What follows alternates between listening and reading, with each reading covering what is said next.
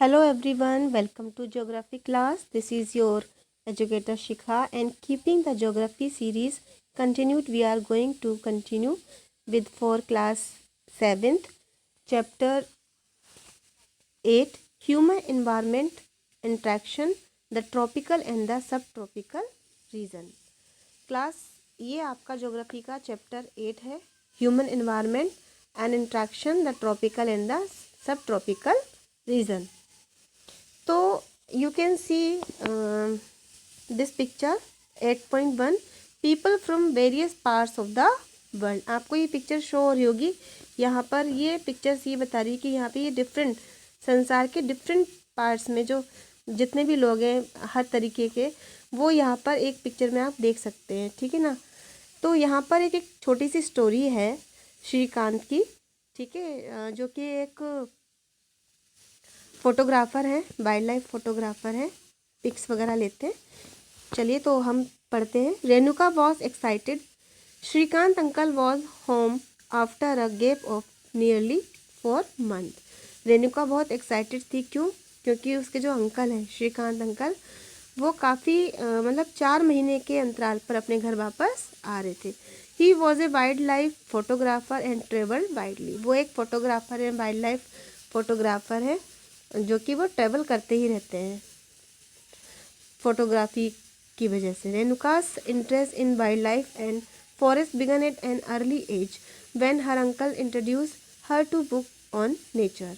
रेणुका को भी इसमें इंटरेस्ट है, वाइल्ड लाइफ में और जंगलों में. ठीक है ना. When her uncle introduce her to book on nature, तो उनके जो अंकल हैं वो उनकी जो बुक है नेचर उसको इंट्रोड्यूस करवा रहे हैं, मतलब कि बता रहे हैं. Picture of distant lands and people who live there always fascinated her. मतलब जो भी उन्होंने पिक्चर उसको दिखाई जो कि लैंड्स एरियाज़ की थी, वहाँ के लोगों की थी, कि वहाँ के लोग किस तरीके से रहते हैं, किस तरीके का उनका पहनावा है, ड्रेसिंग सेंस है ना. तो वो सारी चीज़ें उनको अपनी तरफ आकर्षित करती है. ठीक है. Then in this picture Renukas you can see people from different part of the world. अब वो अंकल रेणुका से कह रहे हैं कि तुम इस पिक्चर में देख सकते हो कि ये जो संसार के अलग अलग देशों के लोग हैं. Some from dry desert, some from frozen lands and some from hot wet rain forest. तो उन्होंने ये बताया कि ये लोग जो है कुछ तो ड्राई रीजन से हैं, डेजर्ट से हैं, ठीक है ना, रेगिस्तान इलाके से हैं, कुछ फ्रोजन लैंड से हैं जहाँ सर्दियाँ बहुत ज़्यादा पड़ती हैं, and some from hot wet rain forest, जहाँ पर क्या है गर्मी भी होती है और बारिश भी होती है. They look so different from me. ये देखो हम सभी से क्या डिफरेंट लग रहे हैं. ऑब्जर्व रेणुका ने ऑब्जर्व किया. दे मे लुक डिफरेंट, वो डिफरेंट जरूर लग रहे हैं look wise, but they share the same basic needs of life, food, clothing and shelter. यानी कि वो हम पिक्चर में देख सकते हैं कि सब अलग अलग तरीके से उनके ड्रेसिंग सेंस हैं, अलग अलग तरीके के उनके फेसेस हैं, लेकिन उनका जो खाना है, ठीक है, जो उनका वियरिंग कपड़ों का जो स्टाइल है, कपड़े हैं और जो शेल्टर है, वो क्या है, सब बेसिक नीड्स जो भी है वो हमारे जैसी है. एक्सप्लेन श्रीकांत अंकल ने बताया. Their children do the same things as you probably do. जैसे हमारे यहाँ के बच्चे करते हैं, लोग करते हैं, उसी तरह के वहाँ के लोग भी करते हैं. Play games, quarrel sometimes, and then make up, sing, dance, and help the families with various things that need to be done. तो हम अक्सर देखते हैं ना कि बच्चे गेम्स खेलते हैं, कुछ समय पर वो लड़ाई भी कर लेते हैं, उसके बाद में फिर वो एक साथ हो जाते हैं, ठीक है, गाना गाते हैं, डांस करते हैं, अपनी फैमिलीज़ में मदद करते हैं, एक दूसरे की हेल्प करते हैं, और बहुत सारी चीज़ें जो हम करते हैं वो लोग भी करते हैं. They lives closer to nature. वो नेचर के बहुत पास है. And very early in their lives have learn to care for nature. और वो वहाँ रहते हैं और नेचर की भी केयर करना जानते हैं. They learn how to catch fish and how to collect material from the forest. और वो ये भी जानते हैं कि किस तरीके से मछली को पकड़ना चाहिए, ठीक है ना, और जंगलों से हमें क्या क्या चीज़ें कलेक्ट करनी है, कौन से मटेरियल हमें कलेक्ट करने हैं, वो लोग ये सारी चीज़ों को जानते हैं. So this is page number 56. In chapter 8, 9 and 10, you will learn about the life of people in the different natural regions of the world. In chapters यानी कि चैप्टर नंबर 8, 9 और 10 में हम पढ़ेंगे कि डिफरेंट लोग होते हैं, ठीक है, वर्ल्ड के हिसाब से देखें तो, और उनके लाइफ स्टाइल है, ठीक है, उनका जो रीज़न है वो सब कुछ डिफरेंट होता है। Life in the Amazon basin, अब हम पढ़ेंगे यहाँ पर कि जो अमेज़न बेसिन है वहाँ का जो लाइफ स्टाइल है, जो वहाँ का टेम्परेचर है किस तरीके का है, कौन कौन से वहाँ पर जो है रीजन्स है। Okay, so before learning about the Amazon basin let us look at the map figure 8.2. Notice that the tropical region lies very close to the equator between 10 degree north and 10 degree south. अब आप इसमें figure में देख सकते हैं कि जो ये हमारा जोन है वो कहाँ पर है, इक्वेटर के पास है। तो ये जो इक्वेटर के पास है तो वो क्या कहलाने लगा, इक्वेटोरियल रीजन, जो कि 10 डिग्री नॉर्थ से लेकर के 10 डिग्री साउथ तक है। It is sorry it is referred to as the equatorial region. तो ये क्या कहलाता है, इक्वेटोरियल रीजन कहलाता है।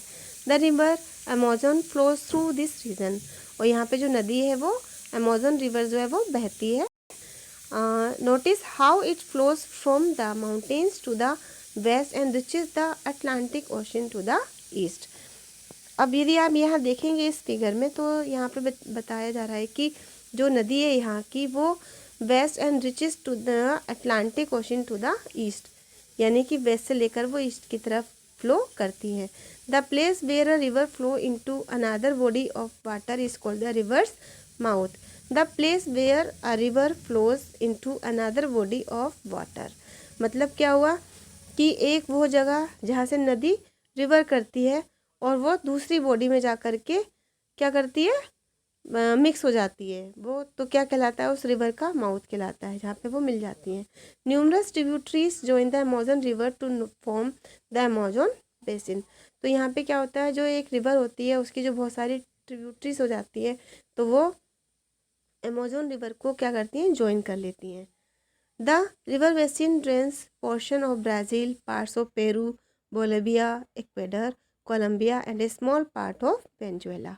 तो जो भी ये रिवर हमारी है वो पोर्शन, कौन कौन से पोर्शन को ड्रेन करती है, ब्राज़ील में, पार्ट्स पेरू के कुछ पार्ट्स, बोलिविया, इक्वेडर, कोलंबिया और स्मॉल पार्ट ऑफ वेनेजुएला के जितने भी ये रीजन्स हैं यहाँ पर उनको क्या करती है, ड्रेन करती है, उसको सींचती है। Name the countries of the basin through which the equator passes. अब आपसे यदि कोई पूछता है कि बताइए इक्वेटर के पास में जो भी कंट्रीज़ हैं उनके बेसिन के पास उनके नेम बताइए, तो आप क्या नाम बताएंगे, जल्दी से कमेंट सेक्शन में बताइए। Okay, now climate, as you know the Amazon basin stretches directly on the equator and is characterized by hot and wet climate throughout the year. अब जैसा कि तुम जानते हो कि अमेज़न बेसिन है वो कहाँ तक है, इक्वेटर पर है, ठीक है ना, और जो इसकी कैरेक्टर जो इसका वो है क्या है, उसका क्लाइमेट कैसा रहेगा, इसका हॉट रहेगा, गर्म रहेगा, और वेट क्लाइमेट भी रहता है। क्यों रहता है, क्योंकि इक्वेटर के पास है और वहाँ पे क्या होता है, साइक्लोनिक वहाँ पर होती रहती है, बारिश होती रहती है, तो जिसकी वजह से वहाँ पे क्या होता है, अभी आपने पढ़ा था ट्रॉपिकल रेन फॉरेस्ट चैप्टर में जो था, है ना, तो उसमें भी तो यही था कि वहाँ के जो ट्रीज़ होते हैं, जो फॉरेस्ट है वो कैसे होते हैं, डेंस होते हैं, पूरे फुली, मतलब जो पेड़ होते हैं वो इस तरीके से कवर्ड होते हैं कि जो अंदर है वहाँ पर अंधेरा रहता है हमेशा, है ना, तो शायद आपको याद आ गया हो, ठीक है। तो वहाँ पर क्या है कि हॉट भी है और क्लाइमेट जो है वहाँ का कैसा है, थोड़ा सा गीला है। Both day and nights are almost equally hot and humid.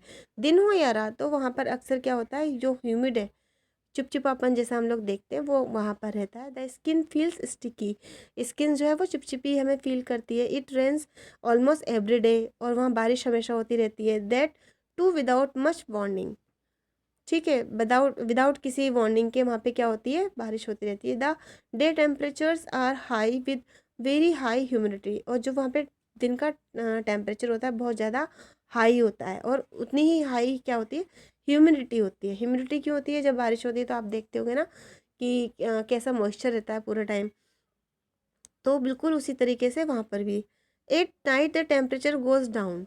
अब रात में क्या होता है कि टेम्परेचर क्या होता है वो कम हो जाता है, but the humidity remains high. लेकिन जो ह्यूमिडिटी होती है, जो हवा होती है, उसमें क्या होता है, मॉइस्चर होता है, नमी होती है। तो वो चीज़ जो है वही जैसे दिन में होती है वैसे ही वो रात में होती है। अब rain forest as it rains heavily in this region, thick forest grow. Figure point 8.3 में आप देख सकते हैं यहाँ पे क्या अमेजोन फॉरेस्ट है। The forest are in fact so thick that the dense roof created by leaves and branches does not allow the sunlight to reach the ground. अब आपने देखा था वहाँ पर ट्रॉपिकल रेन फॉरेस्ट जो भी फॉरेस्ट थे वो कैसे होते थे कि पूरे जंगल जो था ऊपर जो उनकी पत्तियाँ होती थी वो सब कवर्ड किए होते थे, यानी कि इतना कवर्ड रहता था कि नीचे जो है सनलाइट नहीं आ पाती थी। और उसकी वजह से वहाँ पे जो छोटे छोटे से पेड़ उगते थे वो भी सनलाइट नहीं आने पर भी वो वहाँ पर ग्रोथ होती रहती थी। क्यों? क्योंकि वहाँ पर हमेशा बारिश होती रहती है। और the ground remains dark and damp, और जो ग्राउंड होता है नीचे वो हमेशा क्या होता है, डार्क शेड रहता है वहाँ पर। ओनली शेड टॉलरेंट वेजिटेशन में ग्रो हेयर, जैसे कि मैंने अभी बताया कि शेड में भी वहाँ पे जो वेजिटेशन है वो ग्रो करती रहती है। Orchids bromeliads grow as plant parasites. ठीक है, तो यहाँ पे ऑर्चिड्स है और जो पैरासाइटिक्स हैं वो सब यहाँ पर प्लांट्स ग्रो करते रहते हैं।